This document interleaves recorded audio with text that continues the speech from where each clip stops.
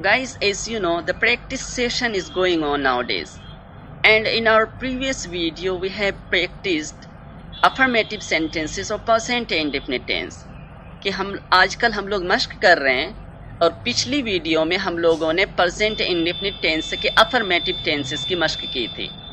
Guys, today we are thinking of practicing negative sentences or present indefinite tense.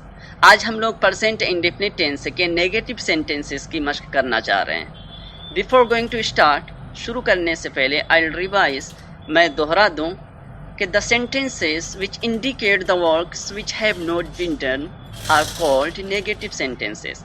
कि ऐसे जुमले, ऐसे sentences जिससे किसी काम का ना होना पता चले, negative sentences कहते हैं. And in negative sentences you will have to use do not or does not. आपको नेगेटिव सेंटेंसेस बनाने में डू नॉट और डज नॉट का इस्तेमाल करना है. And where to use do not and where to use does not I let you know. और कहाँ डू नॉट इस्तेमाल करें और कहाँ डज नॉट का इस्तेमाल करें मैं आपको बताता हूँ. तो guys, if the subject is singular you will have to use does not. अगर सब्जेक्ट सिंगुलर है, वाहिद है, एक वचन है, तो आपको डज नॉट का इस्तेमाल करना है. And if the subject is plural, you'll have to use do not. और अगर subject यानी करने वाला बहुवचन है, बहुत सारे हैं, जमा हैं, you'll have to use do not. तो आपको do not का इस्तेमाल करना है. Guys, now I'm going to share with you some things, some works which I don't do. और अब प्रैक्टिस के तौर पे मैं कुछ ऐसे काम बताने जा रहा हूँ आपसे जो कि मैं नहीं करता हूँ या हम लोग नहीं करते हैं. I don't abuse, मैं किसी को गाली नहीं देता हूँ. We don't disobey our parents, हम लोग किसी अपने वालिदैन की नाफरमानी नहीं करते हैं. We don't drink, और हम लोग शराब नहीं पीते हैं. We don't hurt someone, हम लोग किसी को तकलीफ़ नहीं देते हैं. We don't waste our time, हम लोग अपने वक्त की बर्बादी नहीं करते हैं. तो ये रही प्लूरल की मिसालें, जमा की मिसालें, बहुवचन की मिसालें.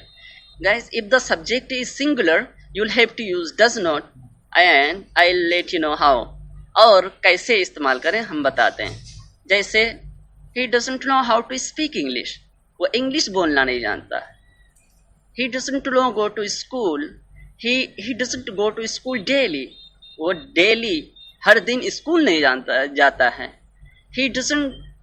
He doesn't save his time, वो अपने वक्त की ये नहीं करता है, यानी बचाता नहीं है. He doesn't respect elders, वो बड़ों की इज्जत नहीं करता. तो इस तरह से आपको प्रैक्टिस करनी है और इस तरह से यानी आपको मश्क करते रहना है. It will increase your fluency in English language, ये आपकी फ्लुएंसी को बढ़ाएगा और it will take you the zenith of success, और आपको सक्सेस की चोटी पर और बुलंदी पर ले जाएगा. Guys, if you like, please subscribe our channel and share. Thanks.